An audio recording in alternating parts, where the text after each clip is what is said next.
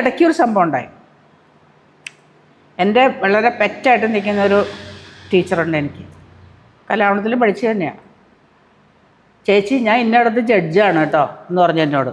അപ്പോൾ എൻ്റെ കുട്ടി അവിടെ കളിക്കുന്നുണ്ട്. അപ്പോൾ ഞാൻ പറഞ്ഞു ആ ശരി, നല്ല കാര്യം, പൊയ്ക്കോളൂ.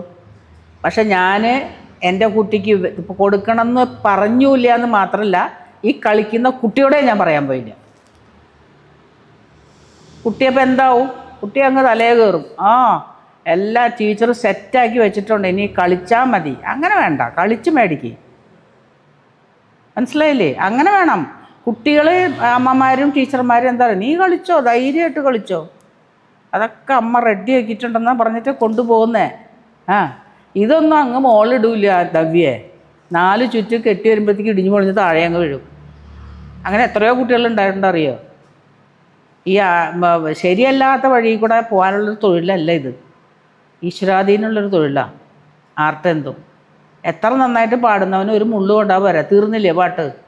മുള്ളു കൊള്ളണ രീതിയിൽ കൊള്ളണം. ഈ പടി, എൻ്റെ വീട്ടിൽ പടി 3 നില വീട്, ഞാൻ കയറിറങ്ങുമ്പോൾ ഒന്ന് ഞാൻ പടിയിൽ വീണാൽ പോരാ, കഴിഞ്ഞില്ല ഡാൻസ്. അപ്പോൾ ഇതൊക്കെ മനസ്സിൽ കാണുന്ന ഒരാളാണ് ഞാൻ. മരണവും രോഗം നമ്മുടെ കൂടപ്പിറപ്പാണ്, നമ്മുടെ കൂടെയുണ്ട്. എന്തോന്ന് ഇത് രണ്ടും, അത് നവ്യായാലും മനസ്സിലാക്കണം. മരണവും രോഗവും ഇത് രണ്ടും നമുക്ക് പ്രവചിക്കാൻ പറ്റാത്തൊരു കാര്യമാണ്. ബാക്കിയൊക്കെ ഞാൻ നാളെ അവിടെ പോവും, നാളെ